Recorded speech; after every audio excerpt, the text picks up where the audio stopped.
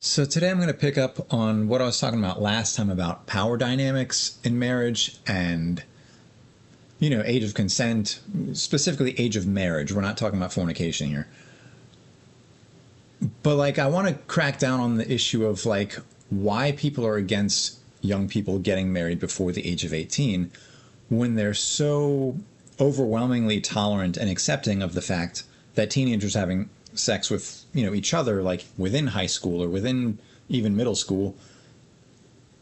And it's just weird to me that the big thing that sets off Christians all the time, which, the thing that always sets them off is always oh, but the problem we have is if it's a guy in his 20s who wants to do it with a 15-year-old, now that's creepy. That's of course that's out of line. Except, interestingly enough,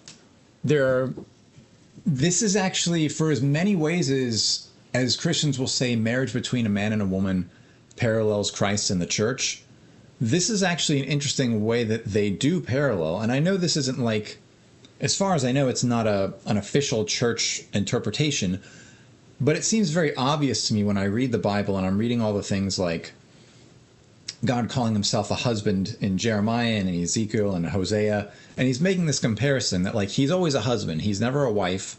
He's never a spouse. He's always a husband who's dealing with an unfaithful bride.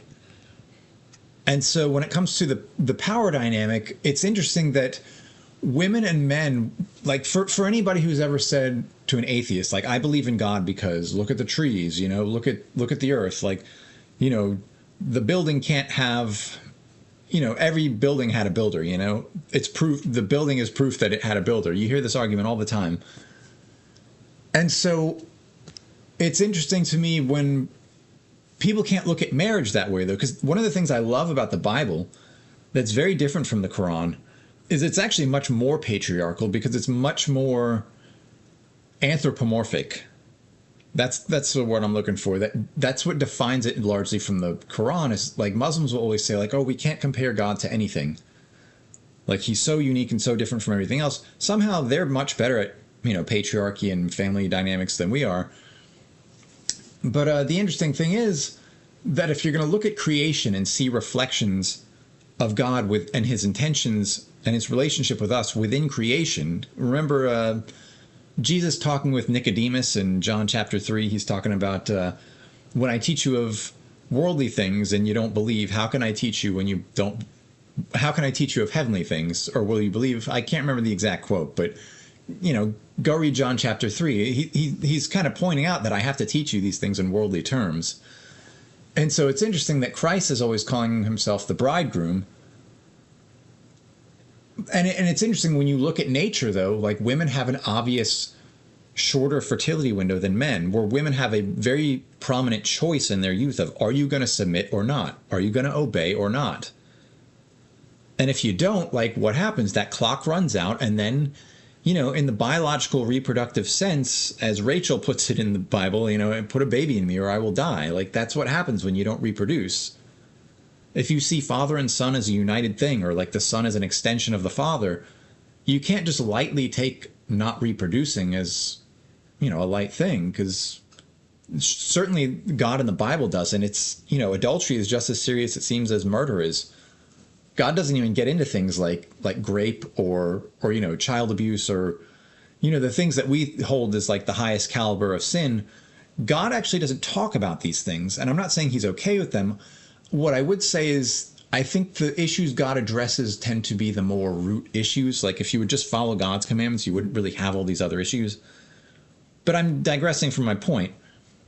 My point is, if you're going to say, look at, nature, and that's your proof that there's a creator, I would say, look at the differences between men and women. Look at the fact that women have a shorter fertility cycle than men do.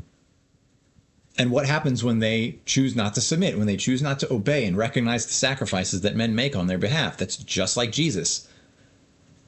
What happens is there comes a point in her life when men are going to inherently tell her, depart from me, I never knew you. They don't use those exact words like Christ, but that's the parallel.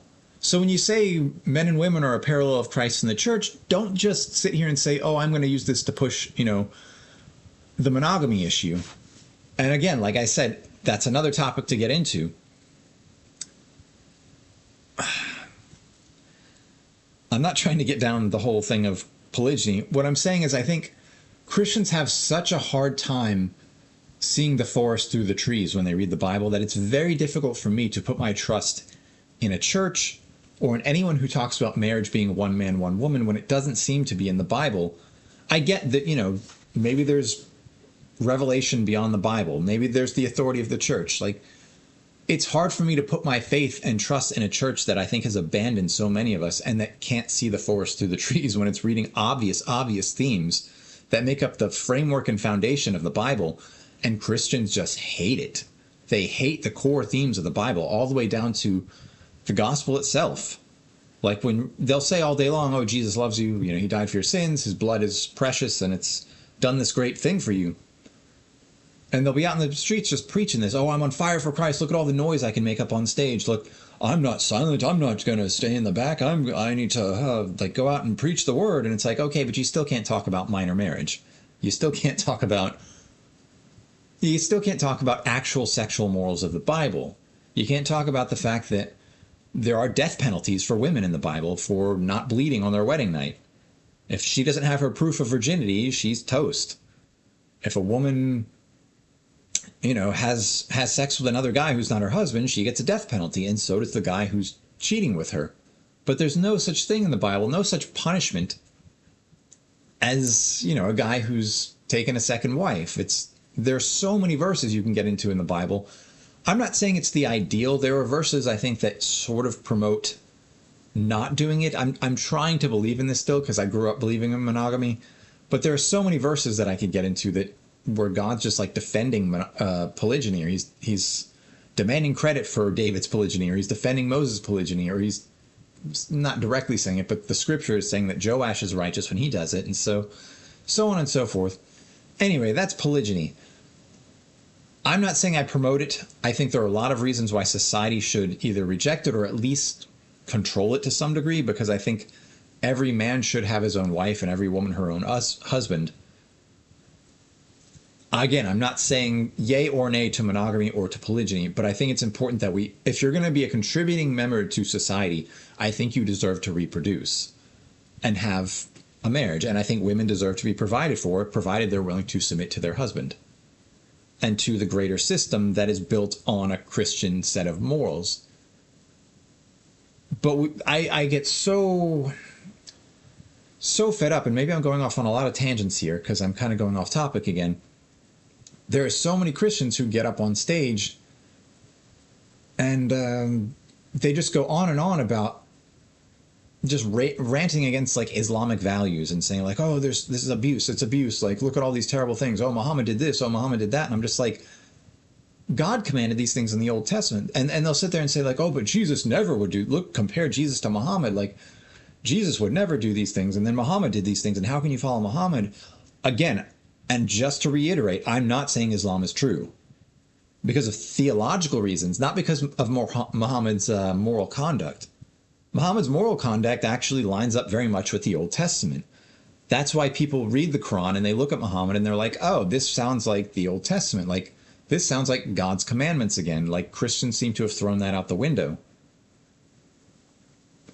So, again, I think theologically I'm going to make another video, probably, I have to make another video on why I think Islam is false and why it's constantly attacking Jesus and extracting the parts out of the Old Testament that line up with I think Jesus's legacy. Because I think the whole reason that religion was written was because, yeah, I think it's to derail you from Jesus. That's my thoughts. But anyway, back to minor marriage and power dynamics. This was what the video is supposed to be about. I'm probably gonna have to redo this whole video again because I just went off on so many tangents there.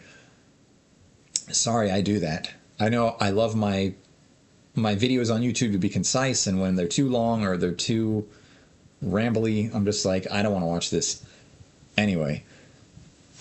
But yeah, so back to the theme of minor marriage, power dynamics. When people say things like, Like I don't really have a problem with you know, two 15-year-olds having sex, but if a 25-year-old and a 15-year-old are doing it, suddenly it's abuse. Well, why? What makes it different? And this is what I really wanted to get to, and I'm probably gonna have to do this recording all over again. But what makes it different? And I'll tell you the answer. I'm just asking you guys to think about it for a sec. The difference is there is a power dynamic involved in an older man with a younger woman. So I want you to go back to the definition I told you guys in another video, though. I heard this from an Orthodox priest, an Oriental Orthodox priest. He said the definition of a covenant, I don't know if this is the entire definition of it or this, but this is foundational to what a covenant is. It's that a lesser party will submit to a greater, and the greater party will provide for the lesser. You can say, oh, that's show me the chapter and verse. Okay, you can say that, but that's very congruent, very consistent with the entire Bible. Like all throughout, when you look at the parallels between God and humankind, or God and Israel, if you want to say, and man and wife, that parallel is drawn over and over and over again. And so many red pillars are out there saying, or like Christians even who are sort of red pill, they're all saying like what happened in marriage? Like, why can't we get back to this traditional stuff? Or and I see these people saying like, oh, you got to have more babies. The Muslims are overpopulating us because they're having more babies than us. That's why it's the fastest growing religion. It's only because they're having more babies, which is a credential, I would say.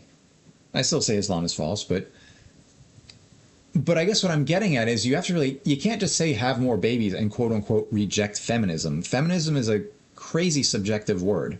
It ultimately means nothing.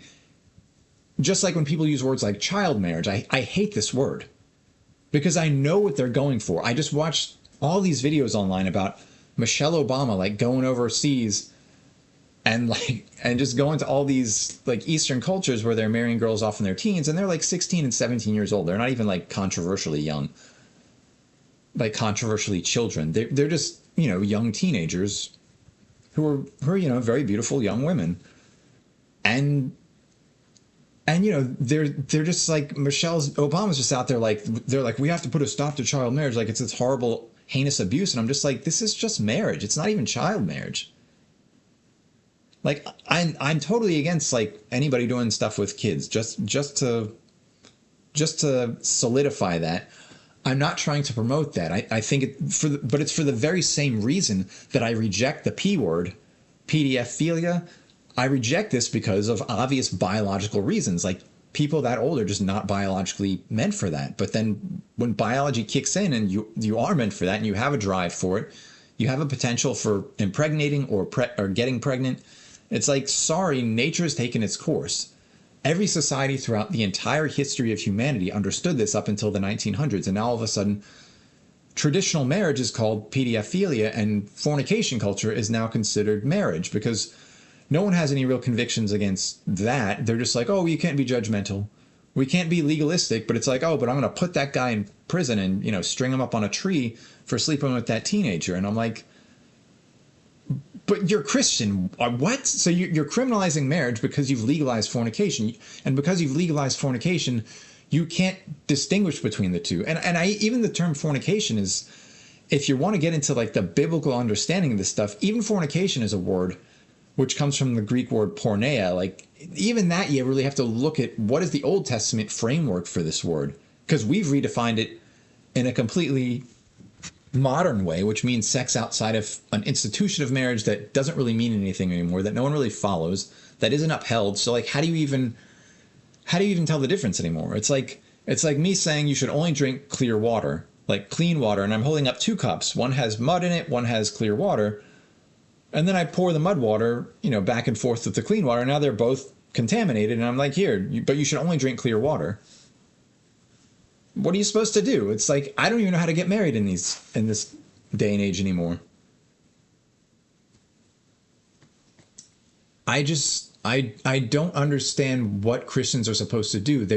They're so closeted within their own faith. And I think the key issue that's really crippling and criminalizing marriage is the fact that we cannot accept that a woman and a man reaches fertility when biology says so. And this happens well before the age of 18. And as I put it in another video, which I may or may not post, historically, cultures just said when you reach puberty, but like in the 12th century, the Catholic Church determined the age of 12 as just generally being the age when girls reached that point. And they said 14 for boys, which is interesting because if you look at the Jewish bar mitzvah and bat mitzvah, a girl has her bat mitzvah when she's 12 and a guy has his bar mitzvah when he's 13. These are all, it's weird how we can just be so hypocritical that we still carry out these traditions, but they mean nothing. To actually say what they mean is like, oh, hush, hush. You can't say what those actually mean. A woman becoming or a girl becoming a woman at 12, what does that mean? What is it really pinpointing? Is it saying like, she can go to college or like she can focus in on her studies? They'll say really loose things like, oh, it means like she can, when someone has their bar mitzvah or bat mitzvah, it's like they can be held responsible. And they use all these warm, fuzzy sort of modern words, but it's like, okay, so if you're responsible and you can be held accountable for your decisions, that means you can consent to sex, right?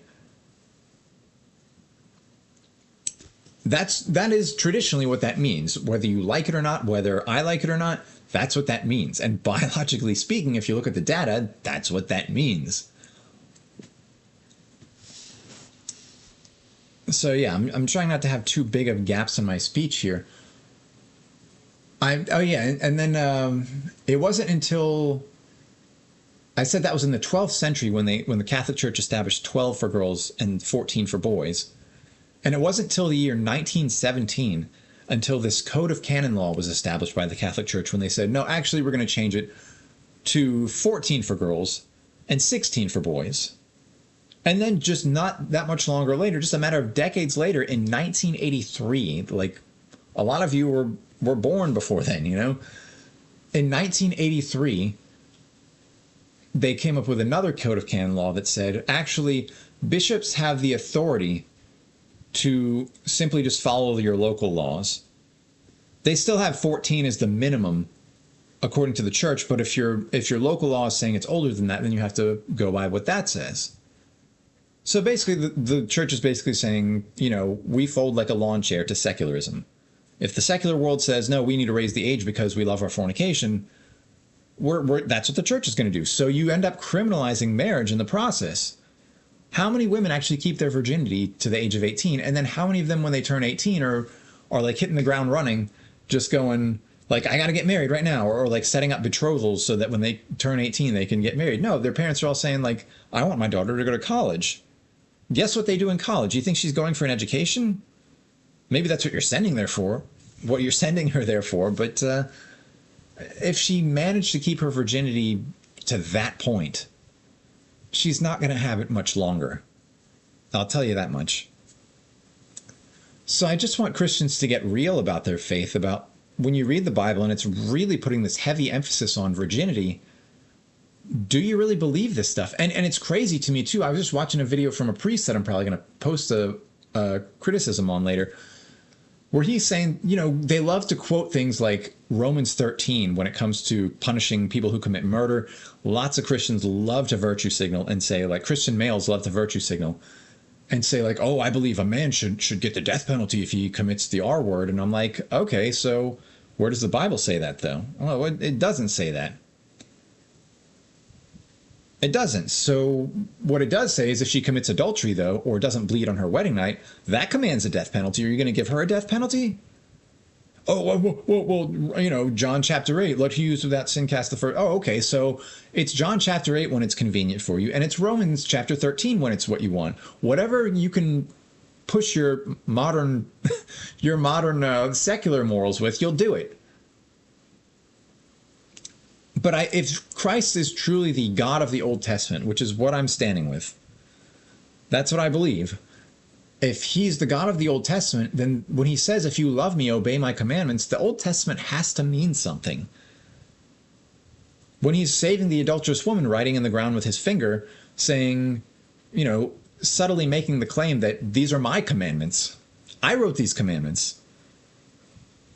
For the last 1400 years, since Moses to me arriving now, you guys have been stoning adulterous women in my name because I told you to.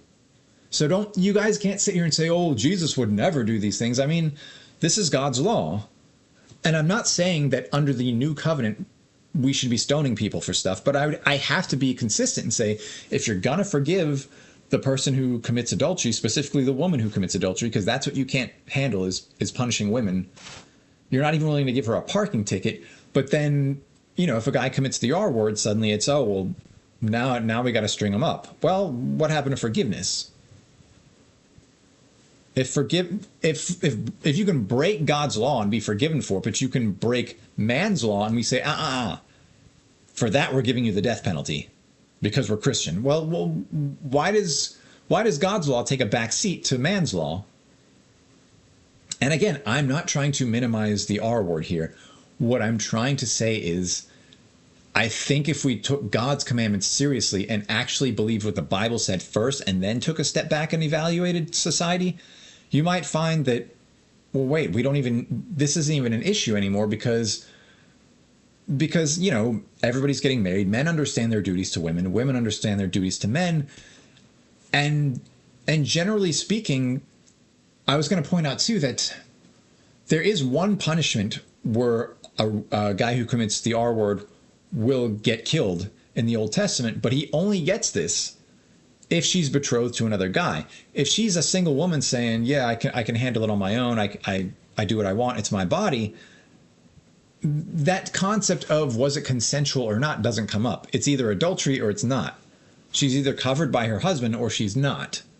So the idea that women can be independent, yet somehow, come claim protection from a society enforced by men, really enforced by female authorities, bled for by men, because we're the ones in the, in the military roles, but everyone wants to see women in the judge seat. So I'm getting burned out. I just wish Christians could be more consistent. And I think I'll admit there are parts of the Bible I don't fully get, and I think do sometimes seem to contradict, like Romans 13 or John chapter 8. I don't know how legalistic to be, but I think we have to really look at what does God see as sinful. And if you're not willing to be legalistic about those things, I don't think we should be legalistic about the other things. I know that sounds incredibly extreme to say, like, well, if you're going to legalize women fornicating, you have to legalize the R word too. I mean, if you're looking at the Bible's parallel between Christ and Israel and man and woman, the thing is, if you don't submit to Christ, you will suffer. This is the theme throughout the Old Testament as well. If you don't submit to God, this is when God is punishing nations all throughout the Old Testament, it's because they're turning away from him and turning to other gods and doing evil things, like an adulterous wife. God is not going to protect a people who say, I'm going to do what I want, and I'm going to make my own God so I can do what I want. No, God needs you to be loyal to him and to submit to him first. Then he can take care of you. So again, I'm not trying to say that the R word is a good thing. I'm saying it's a byproduct of the fact that we have abandoned marriage in spades. And no Christian wants to talk about it, because if you really want to get back to the essence of marriage, it's a lesser submits and a greater provides. And at the very foundation of marriage is a girl who is under 18, who has reached the age of puberty, who wants to have sex. You're not pushing her into anything. That's another thing. Do not conflate these issues, because I've watched all these Middle Eastern documentaries where they try to say, oh, my father forced me into this marriage at 15, and oh, he beat me, he raped me, and all these things. And I'm just like, these are terrible things. They are not at all related to the fact that girls reach an age of sexuality before 18 and want to have sex. It's not an issue of forcing them. It's a matter of letting them, while maintaining the boundary that, no, when I'm speaking to my daughter, I'm going to tell her, when you reach puberty, you let me know, and when you feel ready, we'll let you do it with your husband, but you are not going to fornicate. So as long as our Christian societies understand that sex and marriage go together, sex and covenant, because marriage is now a very gray, hazy word, but if sex and covenant have to go together, well, yeah, sex and marriage, then a girl's not going to reach puberty and say, oh, well, I'm going to go have a boyfriend because I'm empowered and I can do what I want. And I have all these years to waste. She's going to be like, I'm horny as heck now. I want to have sex now. So I want to get married. She's going to be like, Dad, I'm ready. I want to get married now. Because she won't see a difference between sex and marriage. She'll tell him, and then the dad will say, okay, I think you're ready. And then, whoever they've been talking about marrying, we can talk about, is betrothal even doable in the modern day before? Yeah, that's a whole other topic to get into, of how young could you realistically betroth your daughter. I want my daughter to be a part of the decision. I don't want to push her into something. But when that day of her sex drive kicks in and she wants to do this, I don't want to tell her, you can't get married, you're too young, you have to stay in school, while burying my head in the sand while the secular world is telling her, go use condoms, go have an abortion, go have boyfriends. I'm going to tell her, look, great, if you feel ready, you can get married. If you don't feel ready, then don't have sex. There's no sex before marriage. That's the rule. It's that clear. It's not difficult. If you really believe what the Bible says, it shouldn't be that tough. And if society believed in this, and if the church was willing to have this dialogue openly, and if men could have this dialogue, like a potential husband could approach a girl's father before 18 and say, I really want to marry your daughter. I think she's a great woman. I think you're a great family. I think we should, join our houses, join our families. We're Christians. We should be united. Like, that would be friggin' awesome. But no man does this, because all throughout his teen years, he knows, oh my God, they're going to lecture me on how I'm not old enough and how I'm not responsible enough and how I need to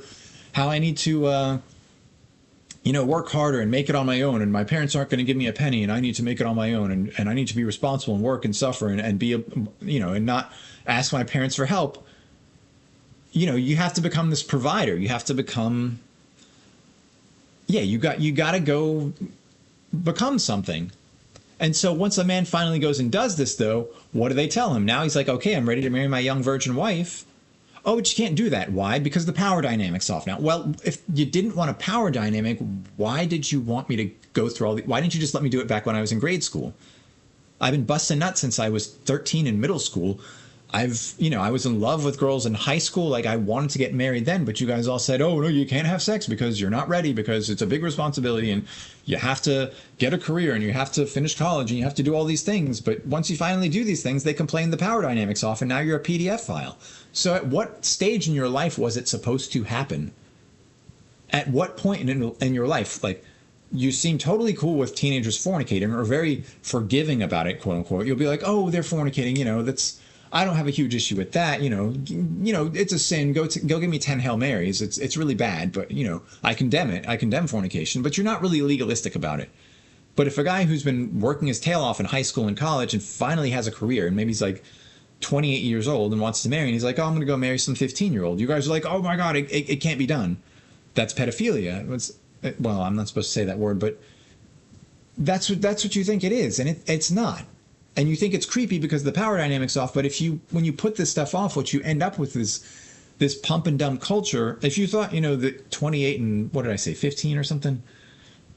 If you think that teenage to almost 30-year-old age gap is huge, wait till she turns 18, and it's like 40-something-year-old guys who are just pumping and dumping her. And she's like, oh my God, like, love is love, or what's wrong with two people loving each other? What's wrong with it if it's nobody's business? I don't understand why people are so mean about this stuff. And it's like, because you're going to be yesterday's news in like 5 years, or assuming he even keeps you around as a girlfriend for that long. If you're not a one-night stand, you'll be just another chick saying, oh my God, I just got out of a really serious relationship. And yet those girls always go back to their ex-boyfriends. Red flag, guys. If you hear that stuff, and you're going out with her on the first date and you think she's single and she drops the bomb of like, oh yeah, I just got out of a really hard relationship, or I'm going through a really bad breakup, just freaking run. Like, she's gonna go back to him. That's just how it always goes. And I say the same thing about these guys who will say, yeah, I'm trying not to bring certain names into things just yet. I don't want to bring people's names into it yet. Anyway, I'm coming up on 30 minutes, so... I'm going to end it here. Thanks.